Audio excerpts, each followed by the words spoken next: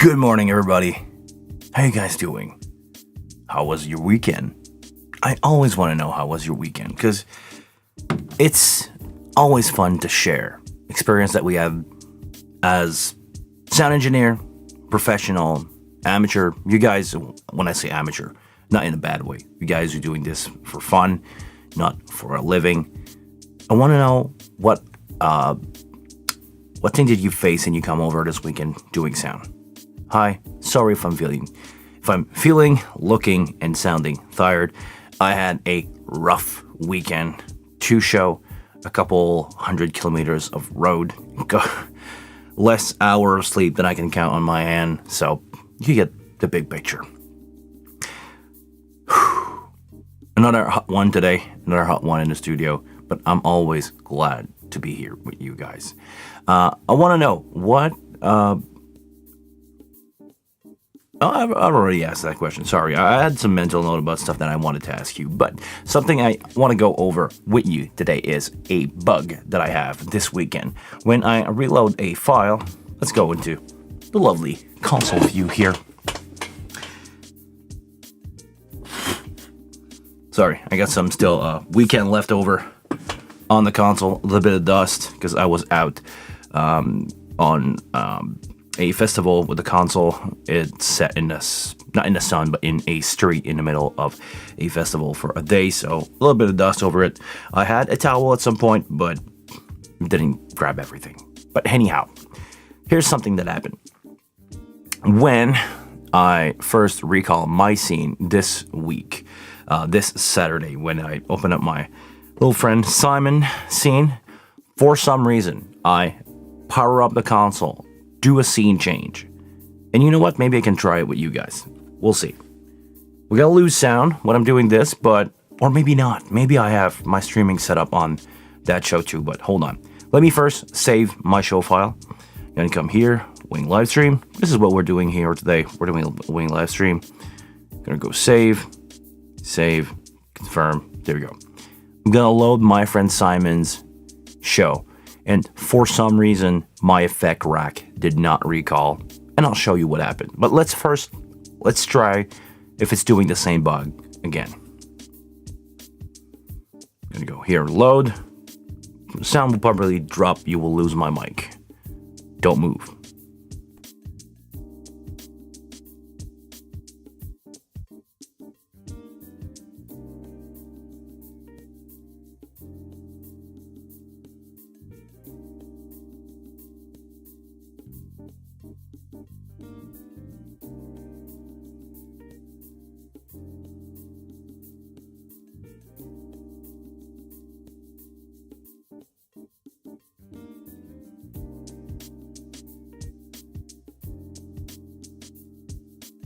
Do we have sound? We do have sound. I do not hear my background music, but you guys can hear it. So, okay. Let's... Hold on. What's going on here?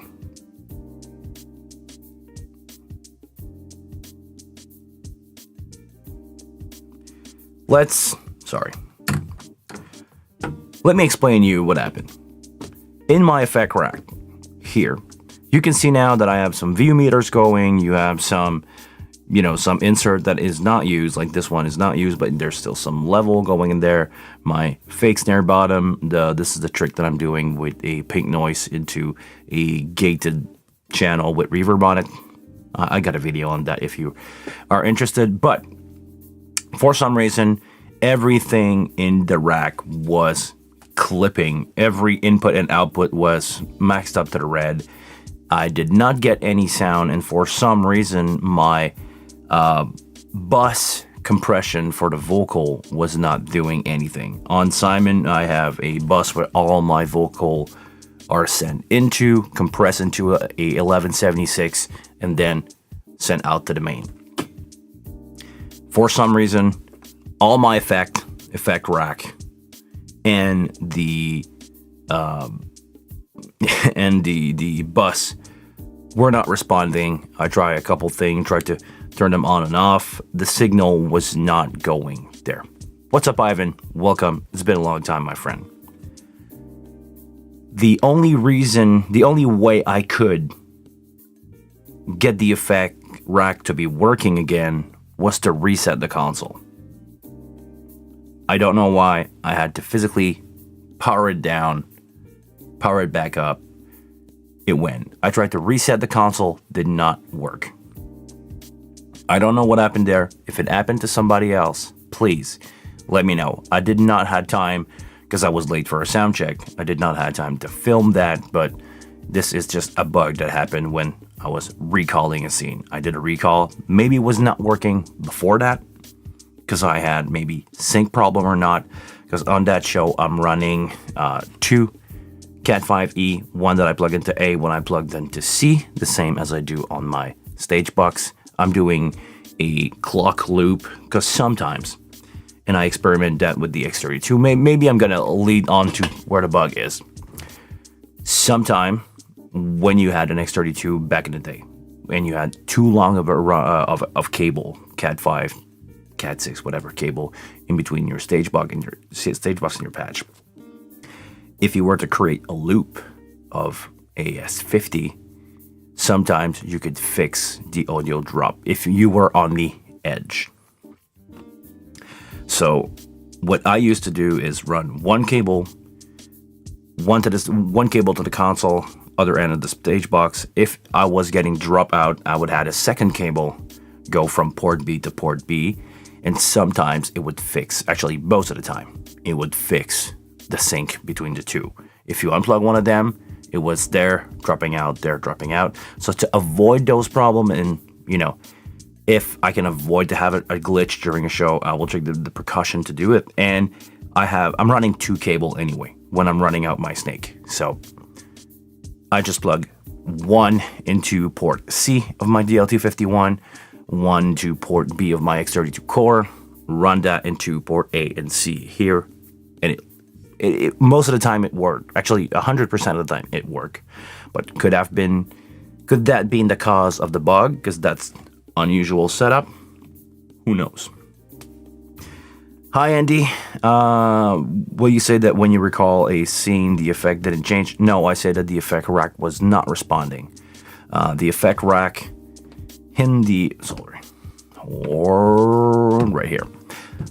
Every VU meter in the rack was clipping. Effect were not responding, and on the bus, because I had effect on the bus, like I have, let's say here on the main, they were not responding. Like now, if I speak loud, my compressor will move. My 1176 with my lead vocal was not moving, but I was getting signal through it. It was like if it was disabled, but it was on. I just don't know what happened there. I did a shutdown and it came back. I don't know. Actually, Rolf, yeah, this bug will be really difficult to reproduce. I just don't know. It's just like, it's something that did not fire on. I don't know if it's one of the processor. I don't know how the processing is split inside the console. I don't know if it's one of the processor, audio DSP processor that did not like waking up that day. Maybe not at all. Maybe it's totally different, but I believe it will be something like this. The part that take care of the process did not load correctly, or an error happened, turned it down, booted back up again, and everything was fine. So who knows what happened? I don't know. Good morning, Pancho. Actually, Rolf, we got the answer to that question. Andy said there is no logging, so I don't believe there is a way to get error messages, or if there were bug or kernel panic inside the console, I don't believe there is a way to do it. Hey Sam, welcome. Thank you for being here. It's not for me to do this, it's for you to watch it, because if I'm doing this in my basement with nobody watching, it doesn't make any sense. So I want to say thank you to everybody who show up today. If you guys want to give this video a like, so a few more people could eventually see it coming up in the algorithm, help me with that. Give this video a like. I really appreciate that. I take an image of the insert effect and try to reproduce this weekend. I can send you the show file, Andy, if you want to. I'm not afraid of that. So if I can give you the show file, you'll get exactly the same thing as I did. Maybe my show file was corrupted. Maybe when I loaded something, I'm going to take a wild guess that nothing here is error correcting. So maybe if there was a bug loading up the session, I don't know what happened. Just send me an email, ND, please, and I will reply with the show file that I have in here. Actually, it's not going to be the exact same show file because hold on. Because I saved my show at the end of the gig. So, actually, I just save it now again. But you'll get most, or as close as I can give you from that show file. And I don't remember from which show. Actually, it's from this show file that I reload to my wing. You know what? I'm thinking this out loud. I'm no expert in clocking in AS50, but maybe I'm gonna guess that it has something to do with the clocking. And this is why something didn't like the clocking that I had running my X32 core into port A and then going out, not really going out, but sending back some signal there for my stage box to have my physical output because I'm sending out a copy of my main out in the back of the console and into my DL251, but my DL251 also taking care of the monitoring from my X32 rack and the second or the redundancy output from the DL251 going back into C. Maybe that was causing problem. I don't know. I can reproduce that setup easily because I have everything at home. It's a pain to set up, so I'll probably avoid that if possible, but this is something that happened to me, so we'll see what happened with that. What's going on? Hey, Matthew. Welcome, Matthew. I don't think I've ever seen you before. Don't know if it's your first time here live, but welcome. You're more than welcome to ask question, and you got a general question. When you do a virtual sound check, how close is it to when you have the band on stage? Is it just the line level? Okay, let me explain a little bit what virtual sound check is. Virtual sound check is like having your band playing in front of you with the sound of the stage, with the level, the preamp level that you had that day. Meaning, you are recording post-gain everything. And post-gain mean you don't have any EQ, which you don't want because you probably want to play around with EQ, but you have the level of that gain stage in the recording, and you have the room. So when you play back that, it's the same as if you had the band playing like the night before, like when you did the recording, on that stage into your new PA, or if you are in the same room, it's fine. It's the same band. It's exactly sorry, I tried to go too fast. Not enough coffee. It's the same as if you had your band on stage in front of you, with no stage level volume. You know, if you're in a small room and your drummer's playing loud, that it's not going to be the same. But other than that, everything else that is line level or coming out of the stage and not making a lot of noise will be really, really close to what you get.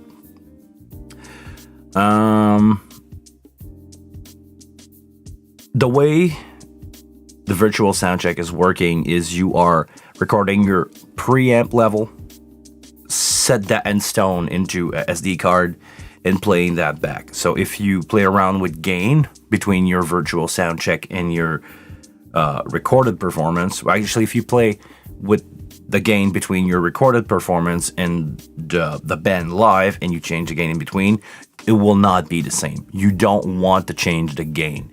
You want to adapt yourself to what you have on the record. Or you say, okay, maybe I don't have enough of gain, looking at this after the fact, with, you know, when you're relaxed and everything, and you just take some time to set your gain back up when the band is live again with you. But if you play around with trim to get a good mix, if you play around If you touch the gain in between that will be a false representation of what you had. So I hope that answered your question. I don't know if I was clear enough. If not, feel free to hit me up again with something else that I need to expand on. It will be my pleasure to answer your question. Sam, I don't do live gig. I do mainly studio work. Okay, great. I see a lot of people using the Wing in studio. There is some great stuff that you can do with the Wing. I want to buy the Wing for mixing. Do you think I might be able to get my stems from Logic Pro and export my mix as a WAV file? Yes, you can do it. Yes, there's a way to do it. You can do this, but I would not recommend that setup exactly for two reasons. The amount of recall that you can do if you're using the console will be limited, and you can definitely, well, I was about to say the playback thing, but you can definitely use your Logic as a tape machine. Send every track through USB. You'll have 48 tracks, 48 mono channel. Mix them on the console. Either pressing record in Logic again, recording your main out of your mix into Logic over. Sorry, those file. That coffee's not really doing well for me this morning.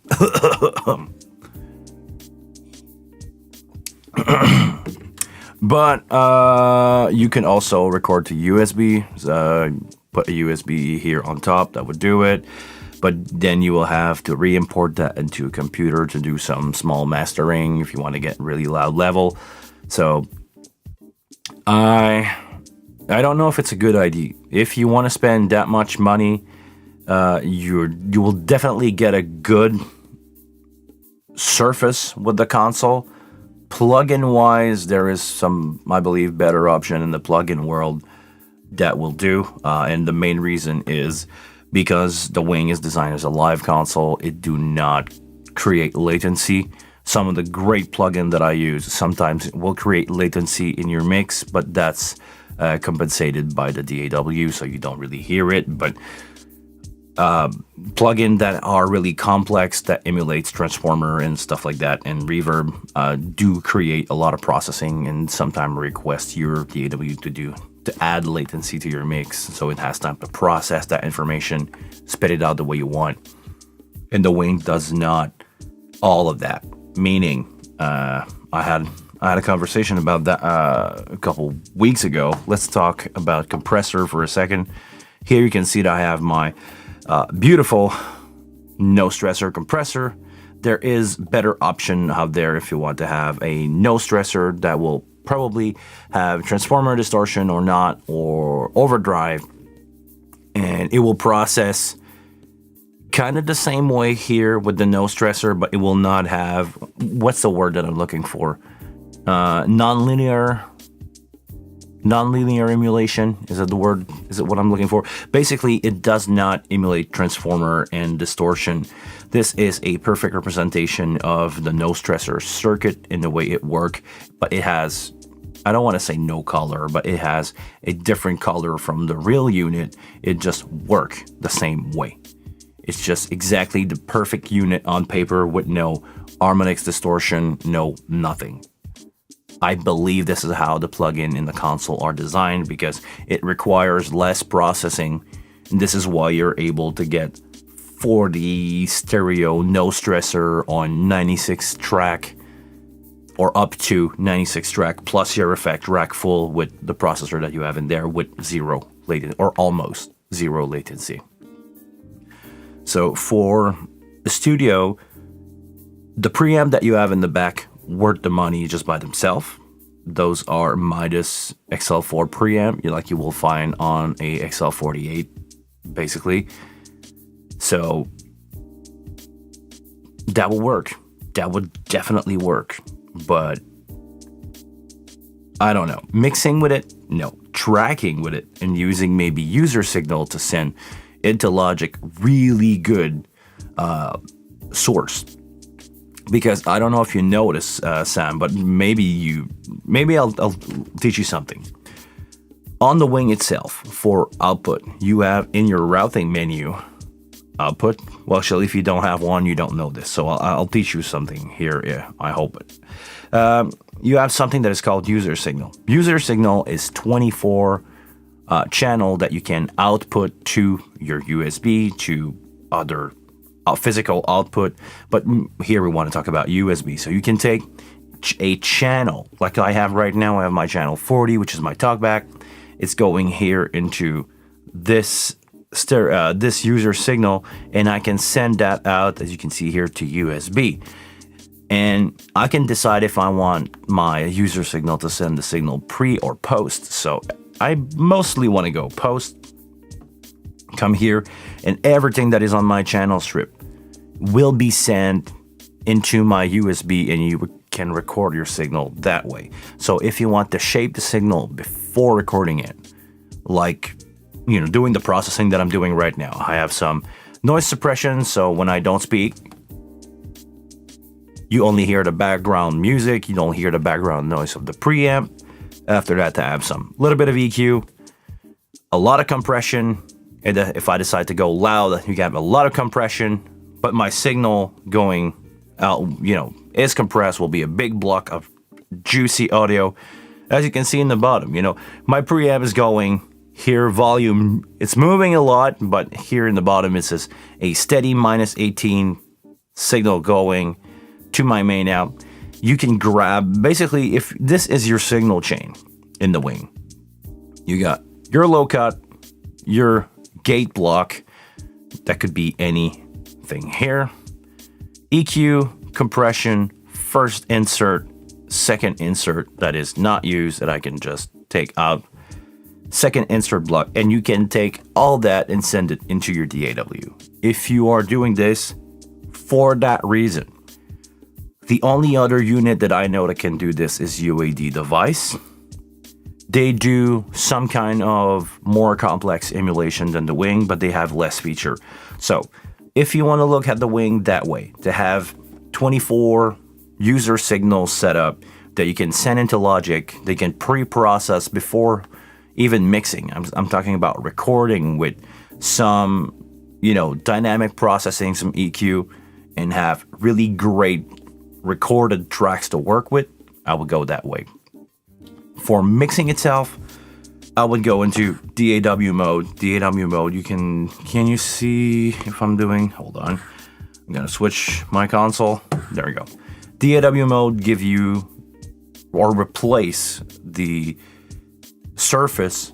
It's actually, no, it's not replacing, it's exchanging. It's changing the control of the internal stuff from the Wing to your DAW. So you can control your tracks, you can have all your main out, all your effects control here. You can play, stop, record, do all your stuff. You have the wheel to scroll. You can use it as a really good control surface. But to do the process sound, to play around with signal, the console is good, but there is better plugin. But if you want to do it the way I just showed you, that's another option. That's another way to see it, and that's another way to use it. Also, if you are doing band and you want to have a lot of headphone mix, the Wing will be a good option, probably better than most interface that you can get anyway, because you have a lot of headphone output possibility. Just get a Behringer 8 headphone amplifier. You can get a lot of mixes and record full band live off the floor at the same time. That will be my way to use a Wing into a studio. And for mixing, once I get really good track, a little bit of EQ, a little bit of compression, I will then bring out the really good expensive plugin and then make a mix. That's my approach to do it. Definitely buy a Wing if you feel like it's the kind of tool that you need. For the input, the output, the control surface, the audio interface is gonna worth it. But keep in mind that this is one way to see the console, but it's basically designed as a live console. Thank you, my friend, if you like that explanation. Moving on to another question. What else happened here? Andy, okay, you have the same hardware, so you can try the same thing as I do. Do you have a DL251, Andy? Probably. Matthew, appreciate it, thanks. Good. Guy, hello Guillaume, is a question in French possible? Okay, I will do a quick one in French. Guys, stick around. And, okay, good, you have DL251. I will do a quick one in French for my friend Guy. And I'll be back with you guys that don't speak French. Donc, bonjour Guy. Aujourd'hui, je vais essayer de t'aider à répondre à ta question en français. Envoyer un effet sur un bus de moniteur. Bon, j'aimerais savoir en fait, est-ce que tu parles d'envoyer des sources dans un envoi de moniteur et ensuite le renvoyer, mettons, je vais prendre l'exemple, un reverb, prendre un reverb, le renvoyer dans des écouteurs ou un moniteur. Je vais y aller avec cette source-là, ce système-là en premier. On va aller dans les bus. Je vais sélectionner ici, bouge pas. Sélectionner mon bus. J'ai une reverb d'installer là. Je vais l'allumer. Je prends mon bus. Je prends mon bus, je le lève à 0. Et je vais utiliser le SOF ici en haut, Sound Fader, et je vais envoyer mon canal en Sound Fader dans cet envoi de bus-là. Après ça, si je veux prendre cette reverb-là, qui est construite, et l'envoyer dans un autre groupe pour envoyer du reverb dans des moniteurs, dans des écouteurs sans fil, des in-ear monitors, je vais sélectionner mon bus, aller dans mes envois, allumer et envoyer ici. Je peux malheureusement envoyer seulement un bus dans les 8 premiers bus ici. C'est impossible d'envoyer dans les bus 9 à 16. Donc, si tu veux créer un reverb que tu veux envoyer dans des moniteurs ou des écouteurs, il faut absolument le faire sur les bus 1 à 8 et envoyer. Ou en fait, non. Tu peux le faire sur les bus 9 à 16. Tu peux le faire sur des bus 9 à 16 et après ça, décider que tu l'envoies dans des moniteurs ou dans des in-ear qui sont dans les bus 1 à 8 seulement. Les bus 9 à 16 peuvent envoyer seulement dans les premiers 8 bus et les matrices. J'espère que ça répond à ta question, Guy. Sinon, je t'invite à m'envoyer un courriel. Mon adresse courriel est en bas dans la description. Sorry for that abrupt interruption in French, guys. What else? Sorry, I just feel so weird to speak in French and to doing these live stream. It just does. My brain does not compute that. Doesn't make any sense. I hope that answered your question, Guy.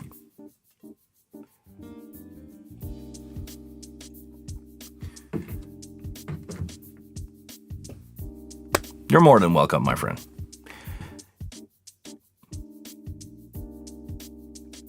Merci, Andy. Good. Guys, come on. Start me on something else. We're slowing down here. And I'm getting sweaty for no reason. I don't know why it's getting hot in here. Maybe it's me. Maybe it's the temperature. I'm gonna guess it's me. Come on. You guys had some really interesting questions so far. I would say yes. Really appreciate that live stream today. Sometimes, I struggle to get questioned, but you guys really gave me some good ones so far. Thank you very much to Sam, to Matthew, who asked me something. And everybody, please say welcome to my greatest channel subscriber, Herman Bosa. Welcome, Herman. Always a pleasure to have you around. It's been a long time since I see you. Where were you? Any idea why bus to bus is only the first 8? I have a million questions to ask you today. If you have some time. Well, actually, Hedman, we have some time. I'm not in a rush today. This is my first day off for a while. I'm getting ready for a couple show this week, but my summer is almost over now. I was supposed to be really rushed, and I just let's do some before. Okay, we're not in a rush. Let's do some personal talk here. I don't want to talk about burning yourself out, but I will a little bit. I took more than I can chew. I What's wrong with my lights today? Is there anything wrong with my lights today?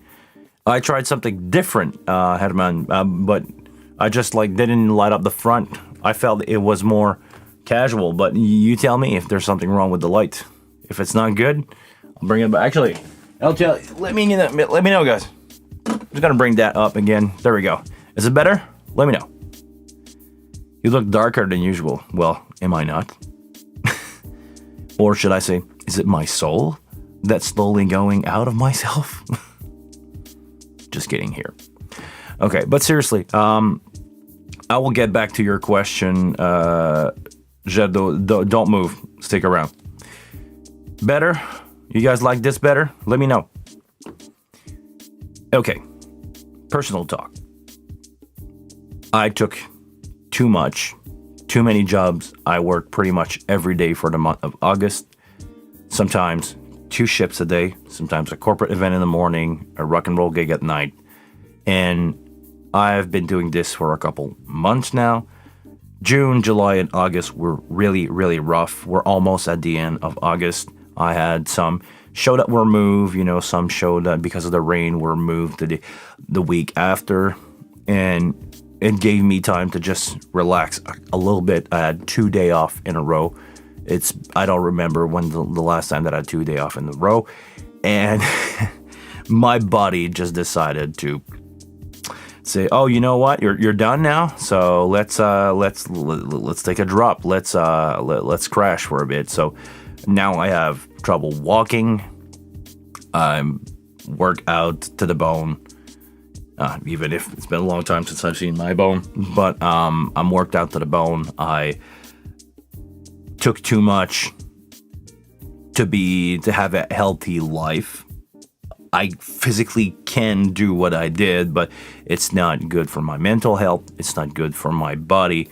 I'm struggling. Heating on the road is a disaster, especially now that we only have a couple fast food open.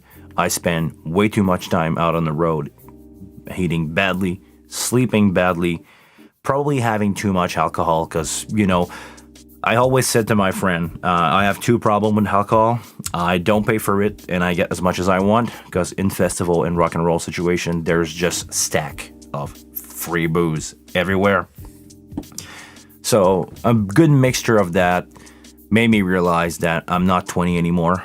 I'm 35 actually. And being 35, being on the road out that much, doing shows, driving for hours and hours and hours, bad eating, booze drinking. Nope. I still can do it, but if I keep going this way, that will be too much. So slowly now, my schedule slowing down. Oh, actually, don't drink and mix. Never. Never, ever, ever. I never drink before a gig. Ask my friend. My musician friends sometimes have a drink or 5 before a gig, depending on how much time we have between sound check and show. I never drink before the gig. After, I can have as many as I want, but never, never, never drinking without a gig. It affects my ear. I don't feel safe. I don't feel on top of my game doing so. It's just me. Some people do it. I see some guys mix totally wasted. It was not bad sounding, but they were not in control of the situation. It's like basically driving. Sure, I've probably had a drink one time and it hit hard and I felt like, okay, I'm not 100% there, but it went fine. Without being over the legal limit, but being affected by alcohol and driving is 2 different things, or being affected by alcohol is mixing. You can get away with it. Let's put it out that way. Don't drink and drive, ever. But, or if you drink responsibly. We're not here to talk about that. But just be aware that when you're drinking, your ear are affected, even if you don't realize it. Your perception of low end and high end is affected. There is some There's some studying about that. There's some science experiment that were done with that, with people hearing, with tone, doing tone response at different level. Be aware of that. Be cautious. Be careful when you're doing wedding. And just all that to say that at some point you also need to take care of yourself. When you are out on the road, 60-something show or event or whatever in 3 months, or 50, I don't know, I didn't really count, but closer to 50. I need to take this as a extreme sport more than a party life. I need to get back in shape. I need to up my game a little bit, and I eventually will. I just need some time to rest now, getting my stuff back together, eating better, sleeping better, drinking more water, as much coffee as I do, because I'm still a coffee fan. If any coffee company wanna create a grumpy sound guy coffee brand, hit me up. We can put my face on it. I'm down with that. But all that to say that if you are in the same situation, I know some of you guys are live sound engineer that work a lot. Just be careful. Go out, do your thing. But when you feel that you have too much on your plate, start to take a little less. Don't be drastic. Being drastic is never good for anything. Don't drop out band because you have too much. Just say, you know what, I'm really tired. Don't actually be vocal about it, because that's one thing. I don't know what the situation is for you live sound engineer out there in the world, but here, I'm always afraid to say no, just in case my client finds somebody else that he likes better and don't call me ever again. But take as much as you can chew and a little bit less, and you have a great, happy life as a sound engineer. Now, enough for the life. Enough for the, I don't know how to say that. Enough for the life experience thing. Enough for about mental health and everything, and physical health and extreme sporting that is live sound engineering. Let's go back to some question. You guys have some really good one today. And I want to know, who wants to know actually? Hold on. I lost a question. We had a really interesting one.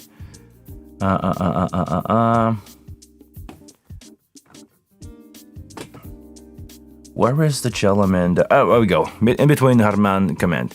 Any idea why bus is only on the first 8? I actually don't know, because I don't see any particular reason why you won't be able to have, let's say, bus 9 sent into bus 9, or have a bigger page here with 2 options. Let's say, bus and matrices, and you could, double tap. Oops, sorry.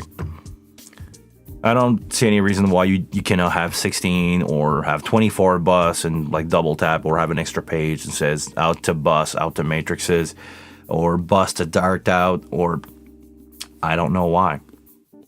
Really interesting question, and I never understood that by design. I understand that at some point they want to not add limitation, but do not expand indefinitely on a console that is on the N3 level.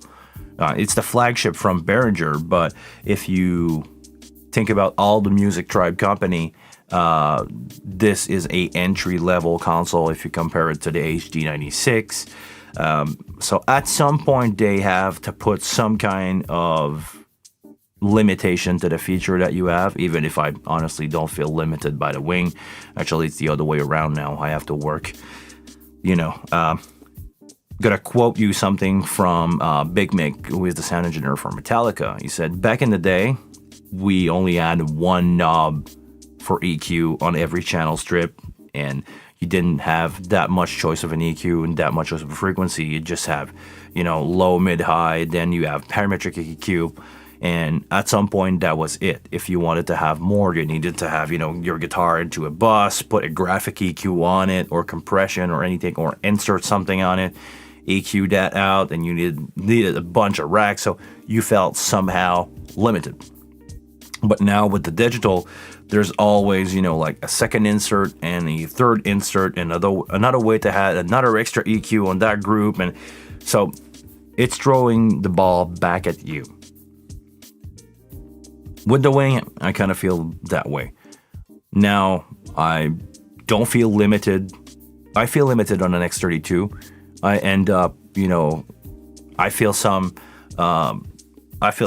effects are like limited quickly, but other than that, I'm good with the wing. I'm good. The X32 feel a little bit limited, but the wing I always have like a bus that I could use, especially since I'm doing separate monitor and front of house gig most of the time, so I can just do my thing here and it's good. But yeah, definitely, I think the reason thinking about it is they just need to put a limit at the feature that you can have on the console, and just the fact that you can have bus 9 through 16 that you can then send them into matrices and bus, it opened up way more than what we had a couple years ago.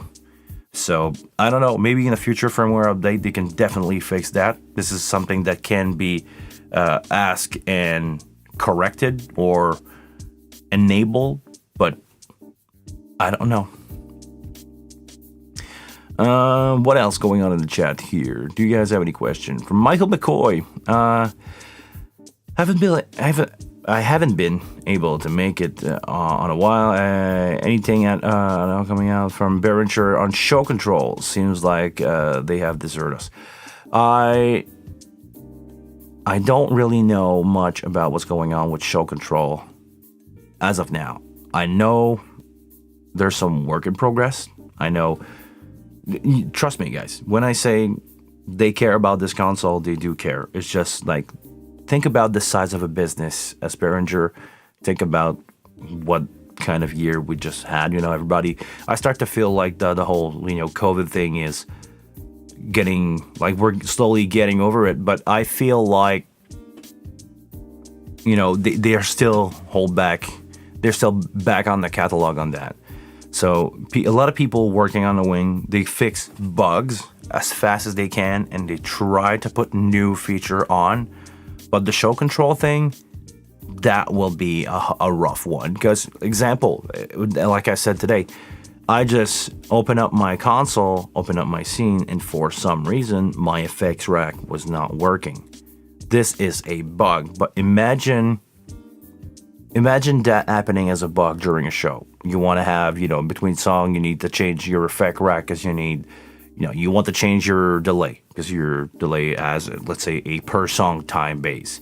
You want to change auto-tune, or pitch fix, I should say. You want to change all that stuff. And for some reason, you create a bug changing that and your effects are just not working. Or there's no more sound going through them for, I don't know why.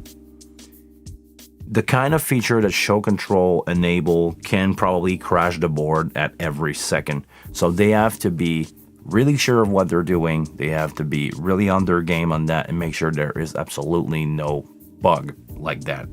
So it's a big feature to implement on a console because you're basically asking the console to change stuff, a lot of stuff, in like a second or 100th of a second. A millisecond. Wait, please, guys, wait. I know they're working on it. I know you want it. Everybody wants to have everything now, but wait. This is a kind of feature that is rough to implement. That will be a game changer. Just wait for it. It's coming. Please. What else? What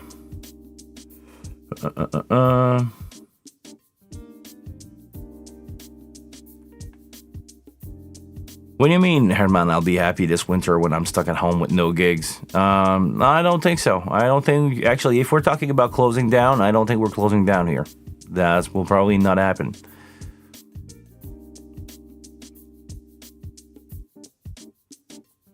Craig, do you still feel confident in the wing reliability after experimenting your effects issue? I also recall an episode you had on rebooting the console. I know it's been okay. Yes, I feel comfortable with the wing because the way that the bugs happen. Because they did not. That's going to wrap up what I just said about show control. Because they did not appear out of nowhere, they just did not start up. I could not start a show that way. I would not, it was not turning on from the get-go. So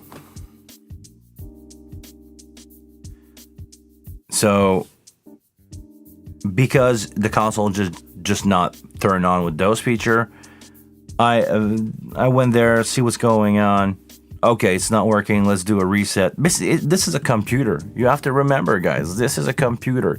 It does not have Windows. It's actually running a Linux system in there.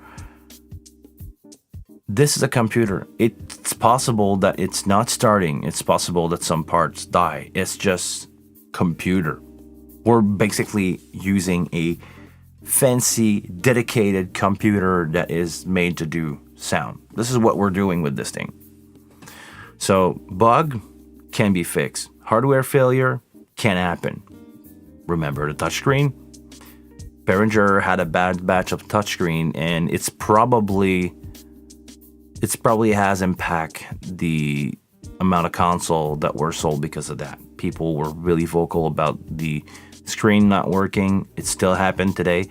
The more it goes on, I would say it's not always Behringer's fault, meaning that probably somebody somewhere dropped his talkback mic into the screen and broke it and said, "Oh, the screen is broken. It broke out of nowhere." Maybe they were aware of it. Maybe they were not aware of it. Somebody else dropped something on it. And, I'm pretty sure if you bang it really hard at one spot, you will create a touch failure point there because it's just a computer, It's a computer screen that is not indestructible. But I still feel confident about the console. I still want to use it. The only thing that I said, Craig, that will make me change my console for something better is when I did my gig 2 weeks ago at the Montreal Lasso Festival. I was mixing into a K1 and K2 system from L Acoustic, and I could hear the difference between a half dB on my main out. I try to come here and do like something like this, and I heard a difference at 1.5K in my PA. I was going out straight flat. I just did this, and I heard it.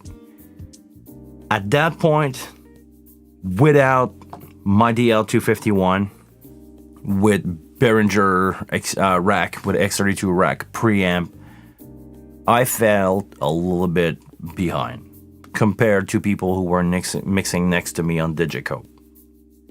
10 times the price. But I think because I just did a gig with my DL251 into a decent DB technology, the DVA, it went fine. It went really fine, and I felt that my DL251 was making the difference that I'm used to versus using the X32 rack preamp this time. So I don't know, man. I just feel like, yeah, I still trust the product. Another one from Sam. Do you have a product out there that you would recommend for mixing in the studio? The Wave stuff.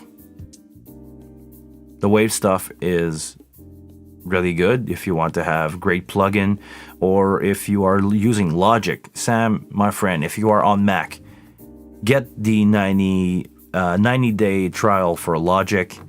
You have all the plugins that you need in there. Maybe not the limiter, but for the few projects that I'm doing in the studio, the compressor in Logic are insane. The effect, the reverb and delays are good. The limiter, I feel it's not working the way I want, so I got myself another off-brand limiter. Is it the Fab Filter EQ? I got the Fab Filter EQ, and in that bunch, you have the Fab limiter in there. And with that, this is the only plugin that I need. I paid $200 for my software. I'm using everything built in. It's also great if you want to share a session around. If you want to, just give your file to a friend, put that on a USB stick. You can load it into his computer. No need for extra plugin. No need for nothing. It's just work fine. The stuff in Logic is awesome. My opinion. Also, the Wing integrate really well with Logic or Reaper. Reaper is also a good option. I feel like okay, hold on. So you have a MacBook, Logic Pro. I have Wave plugin. I wish for a hands-on experience, but not a control surface. Okay. I don't think you will ever find what you're looking for. No offense there, my friend, but if you don't want to go analog, like full-on analog, I'm talking about multiple output from a tape machine, laptop, whatever, into something like a big, huge SSL or Midas or Neve console, you will not get the feeling that you're there for.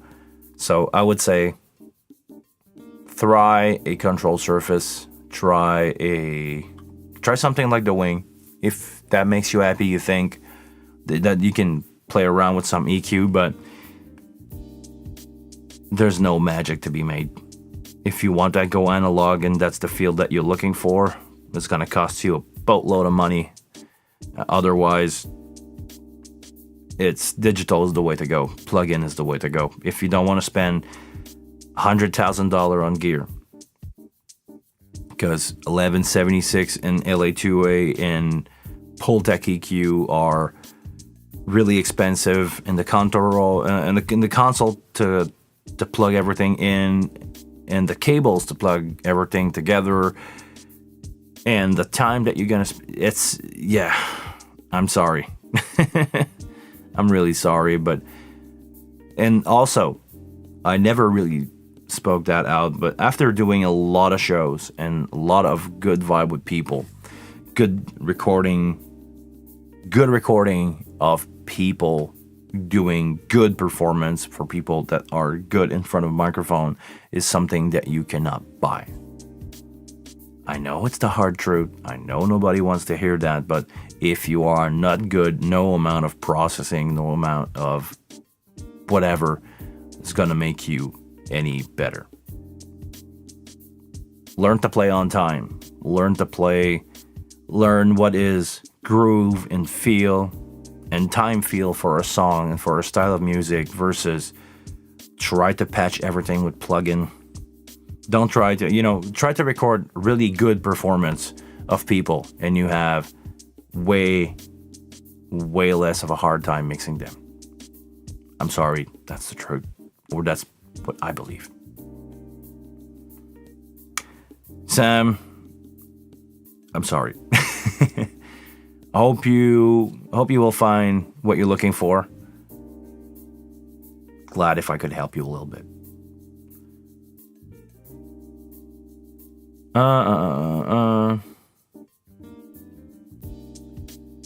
Andy, you crash Allbrand at least one time? Yeah, let's talk about, well, it's not that bad into the sound world, but in the lighting world, Grand MA is a brand of console that you guys probably heard of, and they are notorious for crashing, like a lot.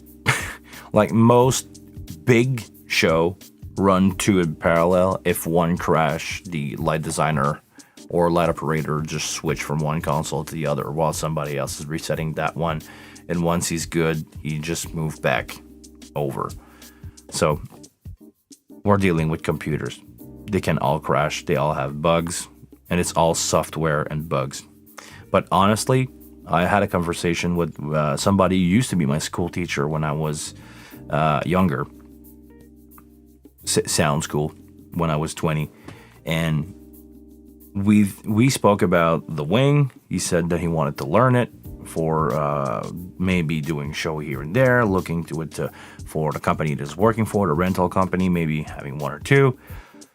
And he said, I would prefer to have this any day versus troubleshooting Veeam and 337 connector with, humming and bunch of compressor that are give you grounding issues, not working. The insert on that console is backward, because if you guys are old enough, you remember that LN8 and Soundcraft send and return insert point were backward versus Midas, Yamaha, and I don't know who else was using insert point. But so every time that you had somebody with that, you would take your insert rack and switch the input and output of every single compressor.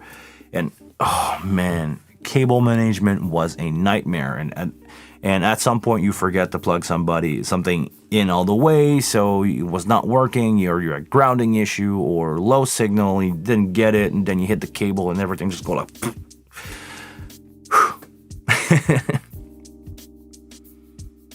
Digital is the way to go, but it has its flaw. Its flaw is it's a computer, it can crash, it will be affected by the weather, it will be affected by stuff, dust, bugs.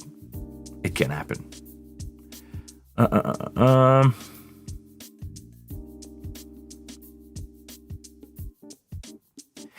Any future video for Dente setup in a live scenario? Actually, Francisco, I don't know, because I don't use Dente as we speak live at all.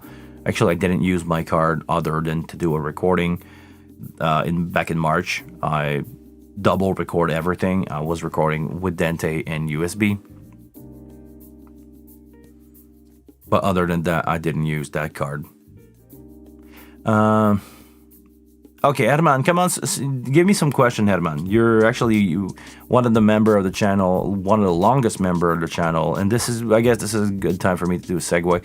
Guys, if you want to support me in what I do a little bit every month, try to become a member. If you want to have a little more, and you want to have some one-on-one time with me over video chatting application, could be whatever, FaceTime, Messenger, Zoom, whatever. Try to become a super member for that small fee per month. You get 1 hour of my time every month included into that. And it's also helping me a lot surviving that channel, because with the amount of work that I have right now, with the amount of stuff that I have to do at home, cutting the grass and everything and fixing my home and everything, I'm busy AF. And the fact that I get a little bit of money out of it, it's always letting me know that I should keep on going, because I get at least something out of it. Other than having a good time with you guys, please don't underestimate the fact that I like to do these live streams. It's so much fun for me to be out with you guys and speak for 2 hours. Okay. Herman, this week I've been learning a lot about speaker placement. Yes. And simulation. I found out that it's usually a bad idea to run left and right subwoofer. I saw you had them set up like that in your rainy gig. Yes, because, well, it depends on the situation. When I have... Hey, Neil. Hello from Canada. When I have a small PA like that, speaker on stick, I just send out a stereo left right because. But on my sub region, on my sub frequency region, I don't have anything that is not mono. Meaning, my bass drum, my bass guitar, or actually most of my bass guitar, Spectrum, my floor tom, what else is going? My tracks are pretty much all mono anyway. So I do send out the same signal into my stereo sub, period. When I'm on a big festival, like I just did, the Lasso Festival, or the one that I don't know if it's all you guys out there who watch my vlog that I did from Five Roses, but apparently it got something like 5,000 views recently, out of nowhere. Thank you. That was a center cluster of sub. So even if it was stereo, so fed by the left and right, it was all together. And because low frequencies are hard to separate in the air, so it was just a mono sub anyway. On my latest vlog, what you saw was 2 subs per side, but it was just, it was the same thing going into both of them. And they were probably not aligned perfectly, and they probably were not positioned the way, because subwoofer, you can couple them on the side, or you can have a separate space in between them and it will couple them in a different way. I'm not a system tech or a PA tech at all. I've spent a lot of time talking with PA tech, and they gave me tricks like this, like the way to couple the sub, and like if you move your sub, like let's say you do an array of sub and you put your center sub 6 inches behind the other and the one in front of them. If you create basically a V, you're changing the way that the subs are responding together and the rejection in the back. And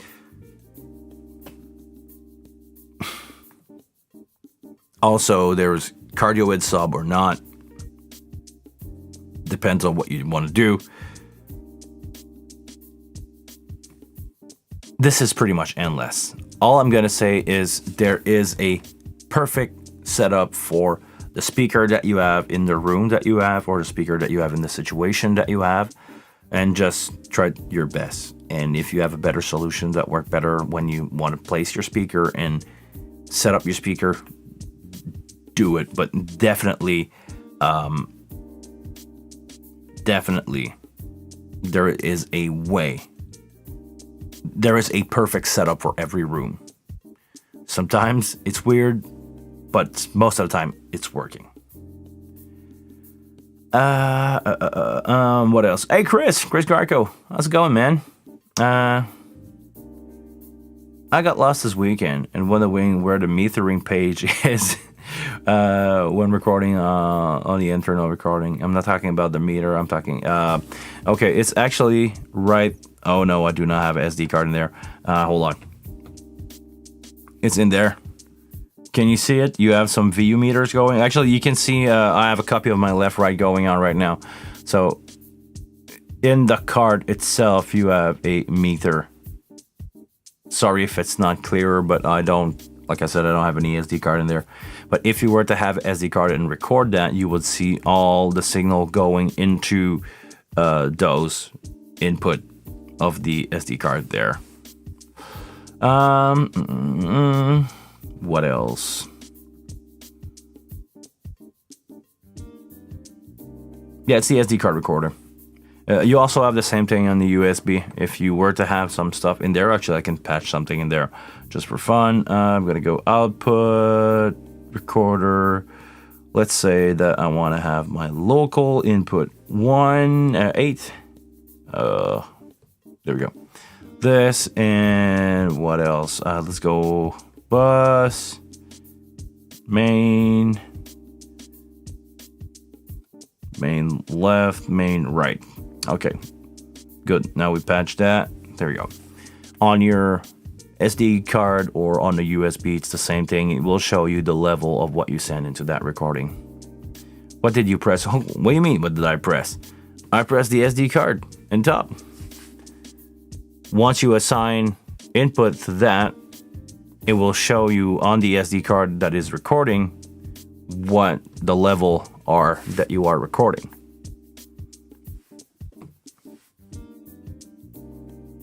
I don't know. Let me know, Chris. Is it something is it where you looked at it, or I'm not getting this at all? I think I'm at the right place, but let me know.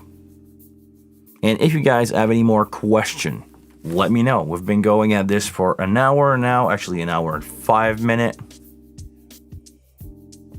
I still have some gas left in the tank. I still have some coffee, so we're good to go. we're good to go for a little more.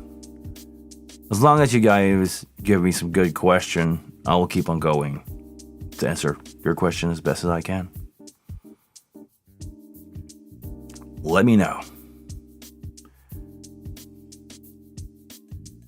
When I press the SD recorder, I get the cassette response, no meter, hold on. Hey Jonathan, you're not late to the party. The party was waiting for you. Now that you're here, we can get this party started. As one says by Pink.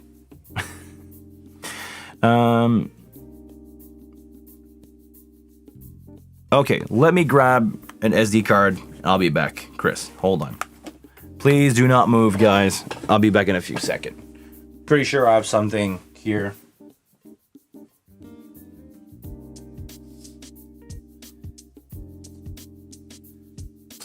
Okay, I believe that I have a show even on this one.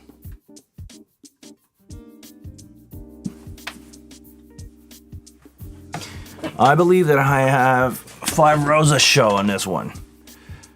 What's going on here? No, I don't. Okay. But now that I have an SD card, I can jump into this. And actually the cassette, if you only have the cassette thing, that's the USB recorder. That's not the SD card recorder. The SD card recorder is right there. If I were to assign something to it, let's do some WLive rec. Let's go some auto assign. We're gonna assign a couple stuff here, my left and right with a couple copies. Let's go back to this here. There we go. You have all the meters going into this. No, you did not derail the train, my friend. But I hope I answered your question. You can see it here. Oh, this is the signal that I send. And I'm going to turn down my main now. It will be post. There we go. This is also post signal. So whatever you're sending into this will be. Whatever you're sending into the SD card will be displayed here. Sorry, I just need to get my master back here at 0. Yeah, it will be displayed there. If you only see a cassette, that's the USB recorder, and that's not the same thing at all. Is the SD card recorder post all or post gain? There's 2 options for that in the routing section. No, sorry, I'm just gonna just unassign everything here.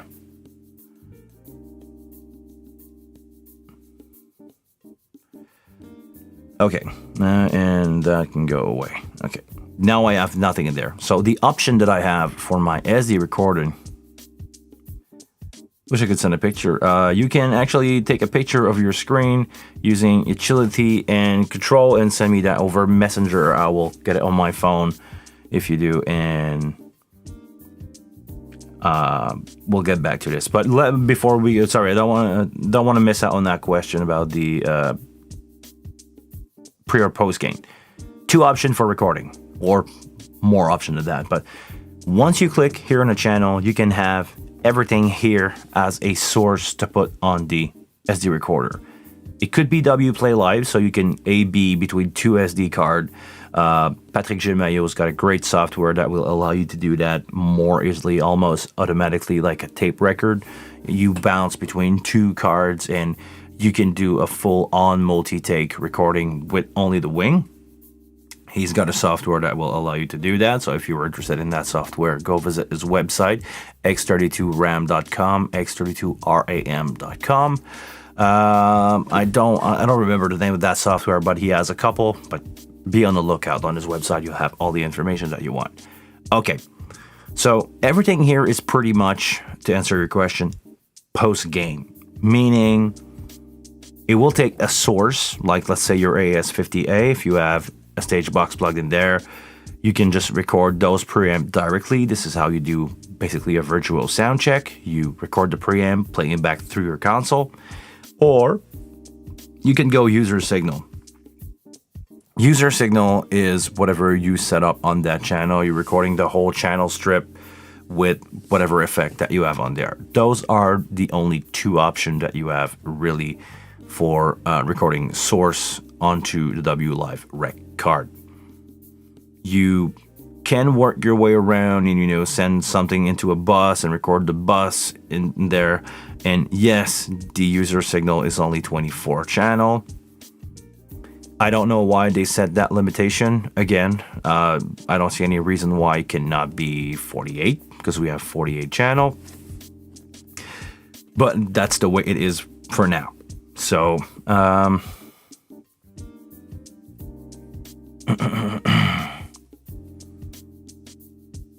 basically those are your two options. But I personally like to record pre with only the gain. I mean, just take your source from AS50A, could be local, could be the aux in, so you can do 16 from the back of the console plus the AS50. I got a dentate card in there, so it could be dentated. I'm recording onto the SD. It could be anything in that menu here.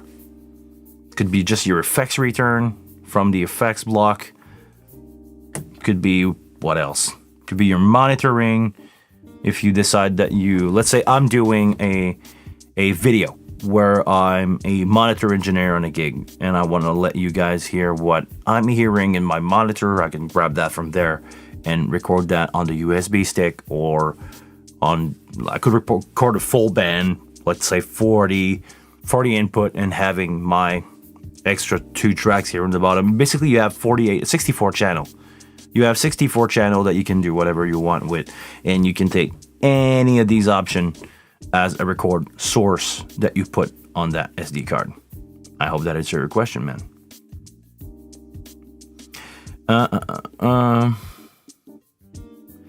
Any word on the HD96 screen only? So it's called the HD96 Air. Nope, I don't.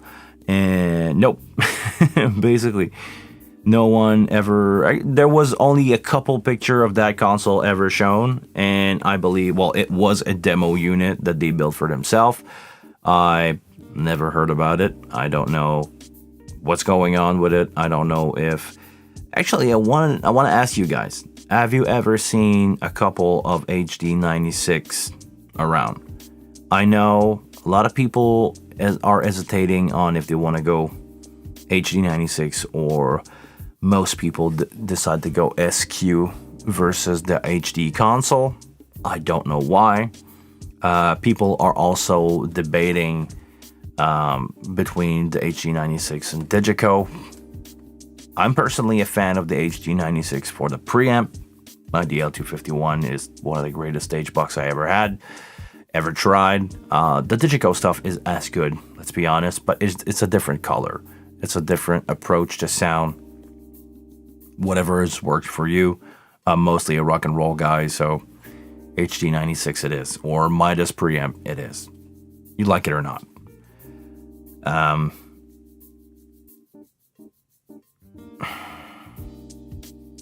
I wouldn't. Okay, really interesting here from Chris. I wouldn't mix a show until I spend a day on it learning it. Personally, I think I will just jump on it, ask for somebody to patch, and move on. I think I could get away with it from what I've seen. I spent a couple minutes with it, and it's been a long time, but I spent a couple of minutes with it, and I think I could do it. I think I could really do it. Let's see. Maybe I should send an email back again to the people that have the showroom at AVL. That is basically a couple minutes away from my place, and they probably have an HD96 there, and I can probably ask for an interview with the people who are the showroom headmaster, I don't know, salesman, and maybe we can set up an interview with these guys and have him talk to us about the HD96. Not the Air version, because it's a in development product, and I don't think they will go into that slippery slope, but definitely the HD96, it's out there. I can definitely try to cover it, see if you guys like it or not, but I can ask for a visit at AVL and see what's the deal with that.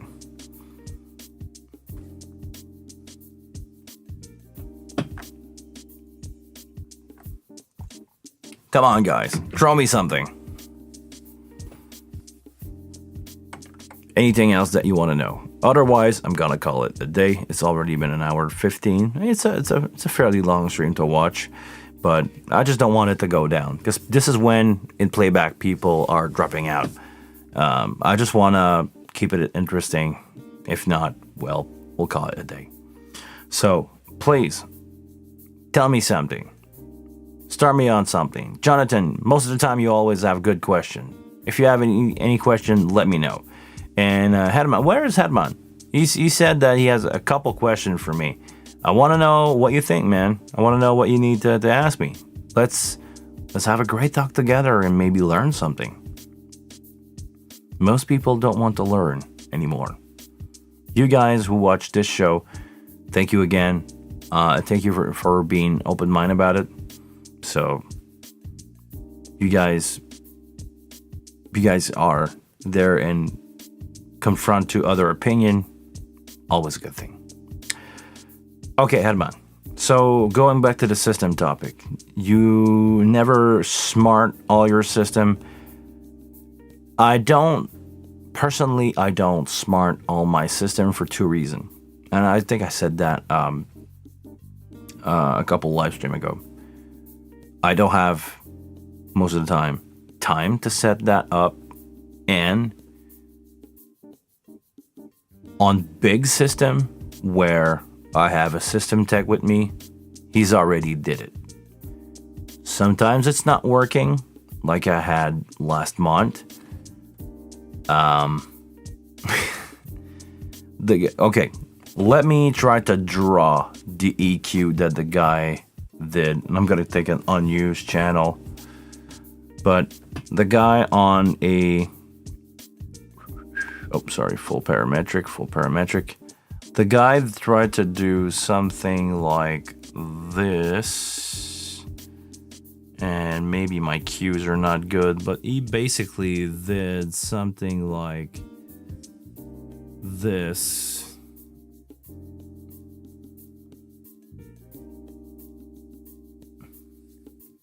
I kid you not. If you ever work with an L-acoustic DV Dusk, you know that there's something wrong if you EQ the PA with something like this. I don't know why.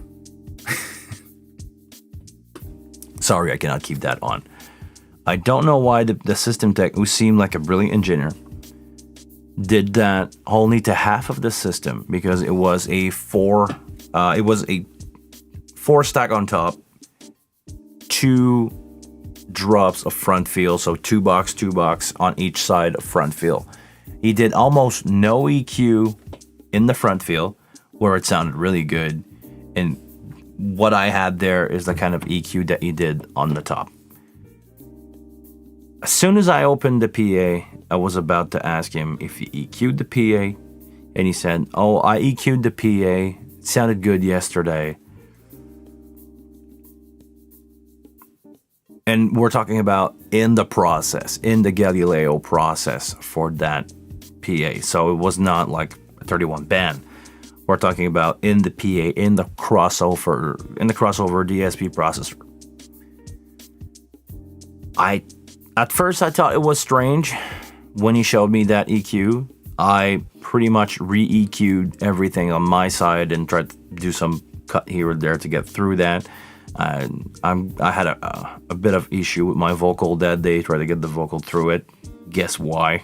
Because I had no mid-range left in that PA. But this is what he did. This is what he gave me. I would have preferred to get the PA flat and just do my EQ, because those PA usually, they have a lot of 4K, and that's about it. You just take a lot of 4K out of those DV Dusk box, and it usually sound the way it should. Really detailed, really mid-range detailed PA. But it happened. So I don't use Smart.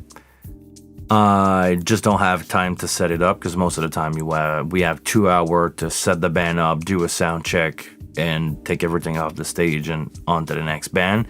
So if I were to take 20 or half an hour in that and set up a smart system and go annoy people with loud pink noise, not my go-to. I just usually take the singer's mic, do a couple, check 1 2, check 1 2 in the PA, find the frequencies that are really annoying at first, EQ them just a little bit, and wait at night before EQing my PA.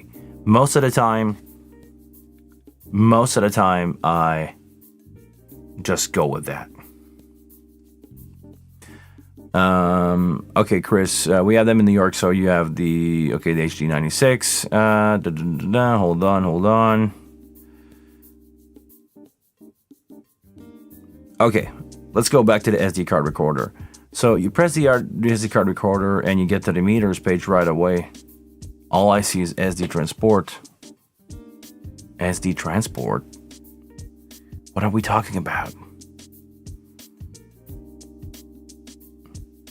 I'm gonna guess, okay, Chris, I'm pretty sure your console is up to date. But even then, really interesting. You're seeing this. Hold on. You're seeing this when you press the SD card up top. That's what I see. If I close that window, this is what I see. And in both cases, you have the meter on there, Chris. You know, the reel-to-reel thing.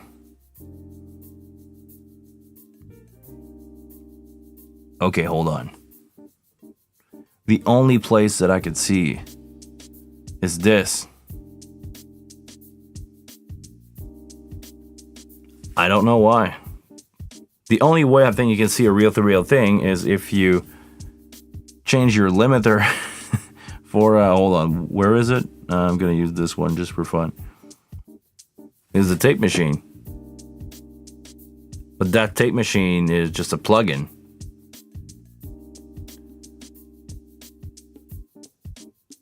Okay, go into setting and turn meter off. Okay, I'm willing to learn here. Maybe I'm sorry, I'm just fooling around. Settings and meter off. Oh, really? Wow, I didn't even know that. I guess we all learn every day. I didn't know. Sorry, Chris. I didn't know that. I didn't even know it was an option to turn the meter off. And personally, I would ask myself, why would I turn the meter off? But okay, thank you. I've learned something. Thank you, my friend. I didn't know this was an option when you turn the meter off.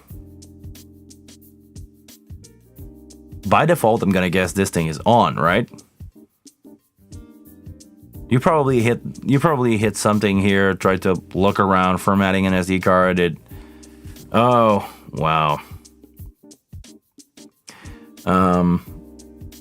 Okay, let's go back into the chat before it disappears, before I don't see it on my computer here.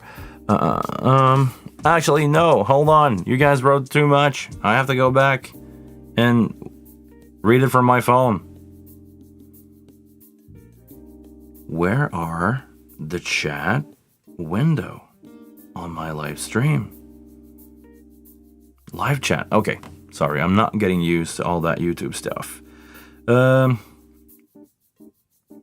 Okay, so smart. No, actually, I don't have time to set it up, and most of the time it's done, and most of the time it's done correctly. Okay, good. What do you use the ASC for? I have a Snake in A. I run the DP48 in B, but just seeing what other use the C for. I'm using AS50C port in my case just as a clock redundancy. I explained that at the beginning of the show. I'm just using it so that I have more than one run of clock running. And apparently actually back in the day on old X32, M32, when you had not a bad cable, but a cable that was dropping in and out. If you were adding a second cable, closing the loop on the clock, it will resolve your problem most of the time.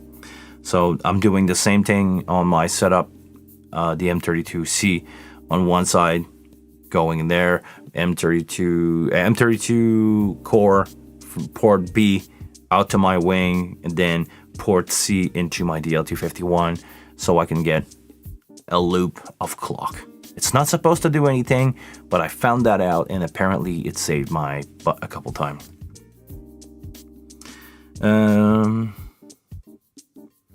Do you like analog split or digital split for monitors? It depends on the engineer that I'm working with. If I'm with a friend that I know he has a good gain staging technique, if we have the same gain staging technique, I'm not going to say that some people have different approach than mine, and if it's worked for them, it's worked for them. If I know who is with me and we agreed on the way to deal with the gain, I don't mind sharing the gain digitally. If we don't, then I will take an analog split and do my thing, set up my gain the way I want, because again, gain staging is crucial when you're doing in-ear monitor and front of house mixing. Find your way to make it work. Actually, I need to have a video on that, on my approach to gain staging. I just don't know how to make it into a video, but definitely need to do a video on that.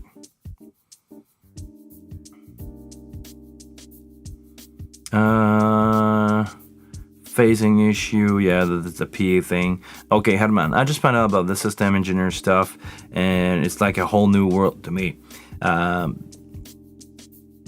I think this is what I've been missing so far. Yes. Definitely system engineering is, well, once you understand how, and I keep saying this, once you understand how sound is traveling through hair and how you generate sound from speaker and the placement of those speaker and where you angle those wave in the air, game changing. Go look at Dave Ratt's video about it, where he experiment with a monitor and two monitor dealing with two different sources. When he also talked about when the time that on the Red Hot Chili Pepper he had two PA. He had a PA for the band and a PA for the vocal, and it was easier for him to mix on that PA. And once you understand that and how one speaker cannot reproduce at the same time all the frequencies, and where you angle that speaker in your room is going to create reflection everywhere or not, it's a whole world. But I don't have the knowledge. I know enough to get away with it, but I don't have the knowledge to deal with that. You watched that Dave Ratt video today? Yeah, amazing. It changed my approach to mixing. Dave, with a few little cues there, changed my approach to mixing. Sorry, I'm gonna try to catch up with the chat. Most of the time,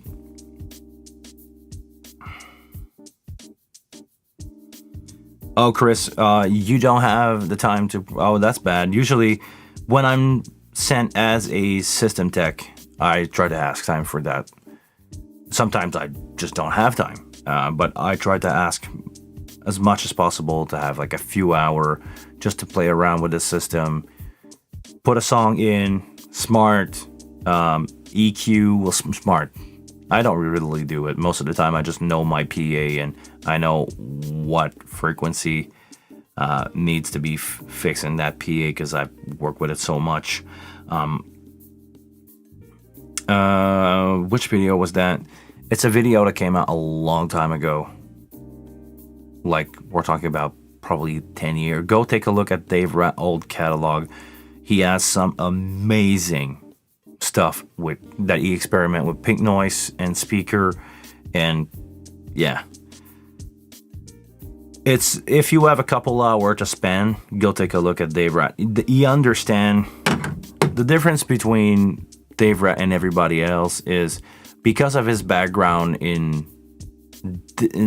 building speaker.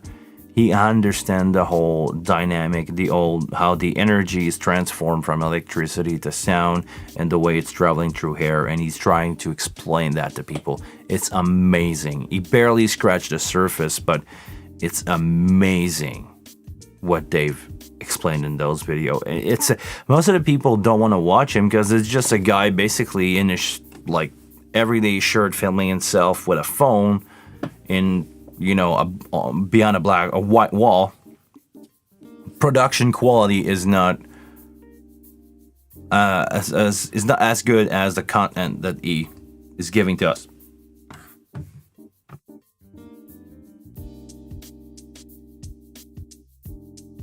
Sorry, guys.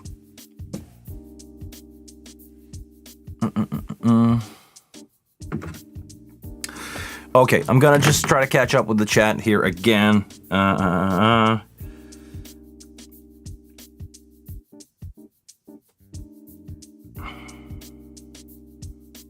It's what I've been doing so far, but engineer, I'm really curious about more scientific approach. Yes, definitely. Again, Dave Rat. Go take a look at Dave Rat. Now I'm up to date. There we go. Okay.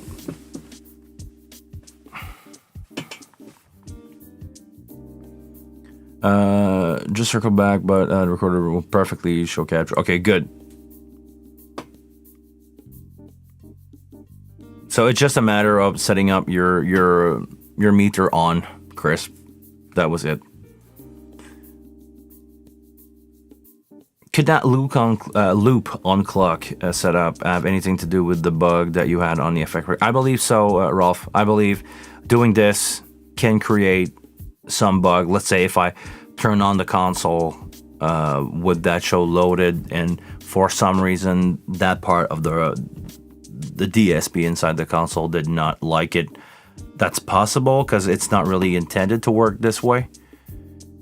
What I did there, it's a workaround in a situation where you have like bad cable, like I explained before, but could definitely be the reason why. And I don't think it should, because this is something that you can do. I could, because the way that I have stuff right now set up is I'm using my X32 core as a sound interface and as a monitor split.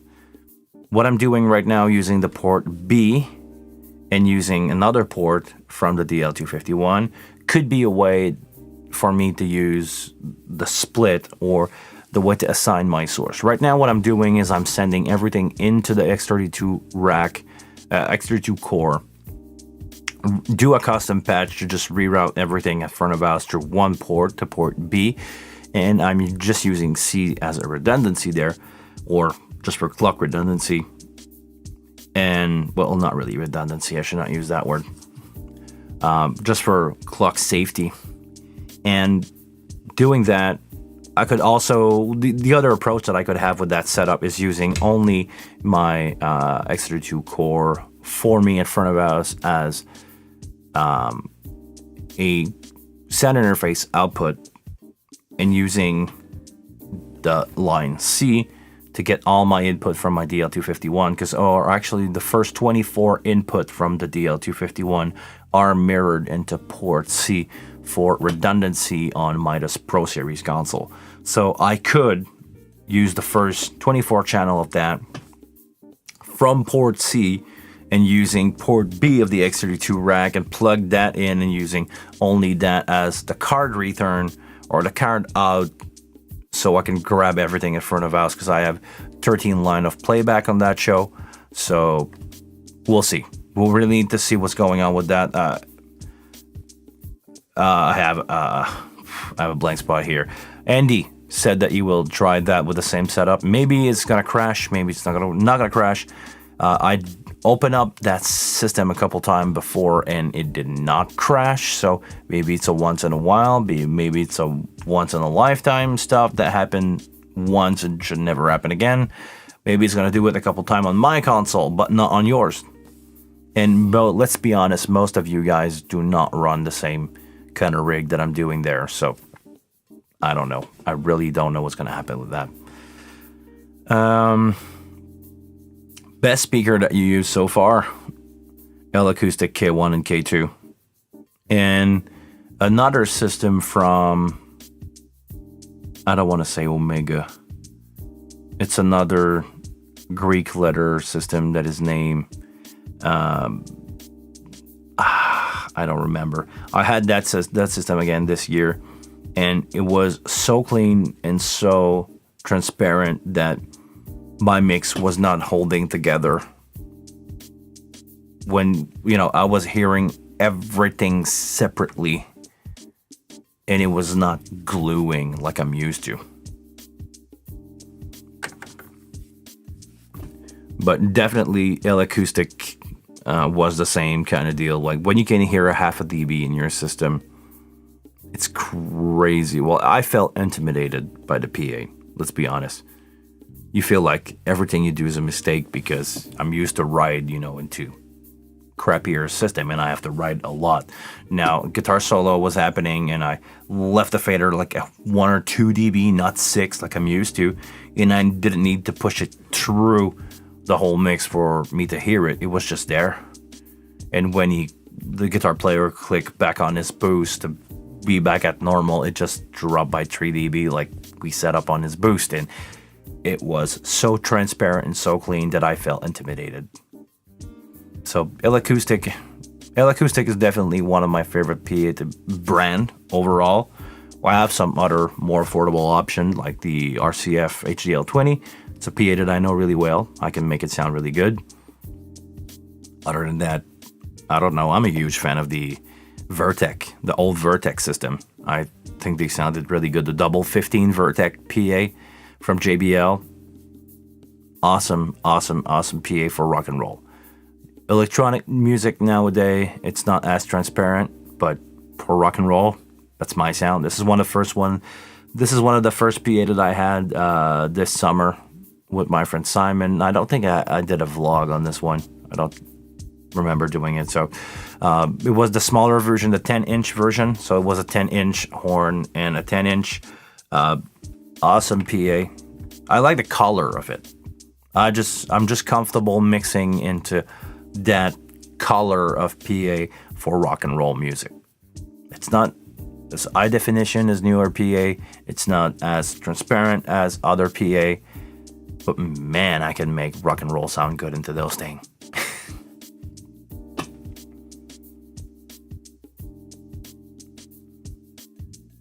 Line array versus point source is called for those. Okay, it's line array versus point source. The video from Dave. Okay, definitely. We'll take a look at that again. It's been a long time since I've watched that video. Maybe just a refresher. That would be good. I found memory sticks. I found when using questionable memory sticks, my console crashed. Really? I didn't have that before.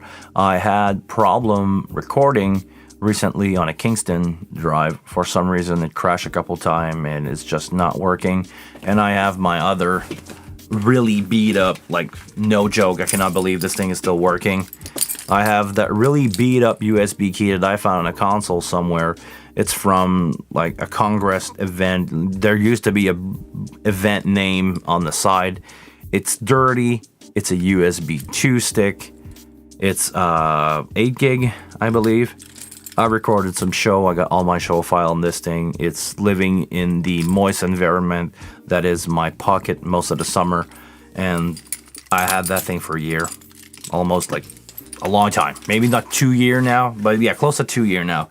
And that thing is surviving. It's just working. And it's an off-brand, like, totally. It just worked. It just worked. It's a cheap USB key and it just worked.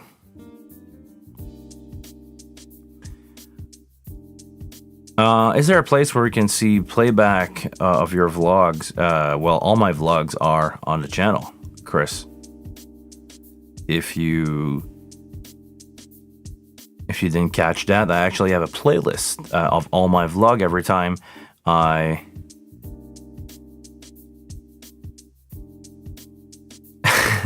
Okay, well, hold on, Chris. We're talking about crappy New York basement quality stuff. like where the same place where you can get purse for cheap, right? This is like we're talking about that New York City crap, like the stuff that Louis Rossmann is roasting everybody about, right? No, I will not try that. Yeah. Yeah, Chris, all my vlogs are on this channel. Actually, everybody else who wants to watch my vlog, I have a couple of those. Some of them are probably not interesting for you guys to watch, but let's say that if you want to catch up with some of the cool one that I did, is go check my L acoustic is pairing up well with the wing. This is what I did with 5 Roses. I spent a lot of time in post-production on this one, so I have my whole day. I woke up 7 hours away from that gig, drove a couple hour, did the gig, did the setup. You can see a guy is crashing a lift into the sand, and another guy is pulling out a truck with a lift. We're talking about, those like lift where they use the focus lights. This guy is helping a truck with that. A lot of stuff happened in this one, and I also have a post-production mix of the show that I did. And I grabbed the screen, because I cannot grab the screen live when I was mixing. So I grabbed the screen and I'm scrolling through all the input so you guys can see what's going on the console. I think the show file is available on that video if you guys want to take a look at it. It's in the description. If you guys want to load this into your console and see what's going on there, you have that.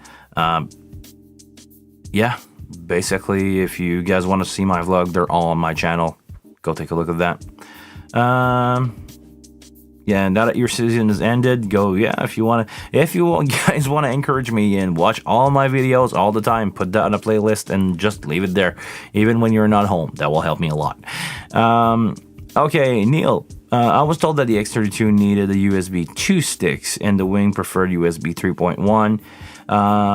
Not sure what they mean by prefer.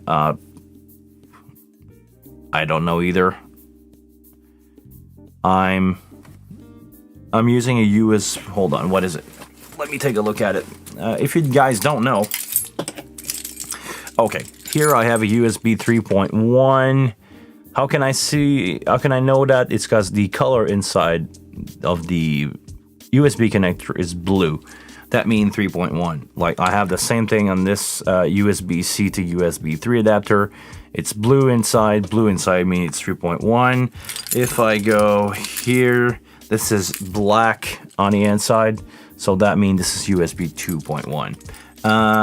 Or USB 2. I don't think it's 2.0. I don't think it's 2.1. So depending on the console that you want to have, I'm using USB 3. I used the USB 3 on the Wing. It worked fine. You're right, on the X32 rack, this is where I had a problem recording with my 3.1. So maybe I can just grab a 2.1 or 2.0 from somewhere and use that to record my show. I should definitely give that a try. Maybe that's my problem. Maybe the X32 rack doesn't like 3.1 for some reason, because 3.1 should be retro compatible with older USB connector. It should not be an issue at all.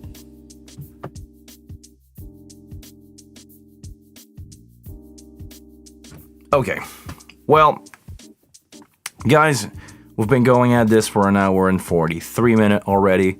I'm out of coffee, and okay, I'm gonna say it, so if I say it, I will have to do it. This week, I want to do a studio tour video.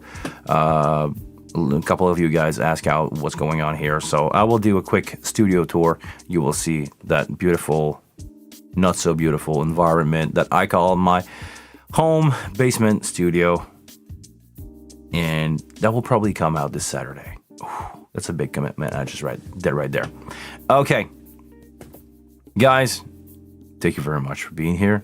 It was a pleasure to answer your question. You guys asked a really good one today. I like that.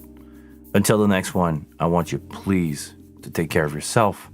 I want to give out a special thanks to my member, Herman, who showed up today. Also, my other member who watched the stream. Thank you very much. Guys, I really appreciate the fact that you subscribe as a member to my channel. Until the next one, for real this time, please take care of yourself and I will see you guys soon.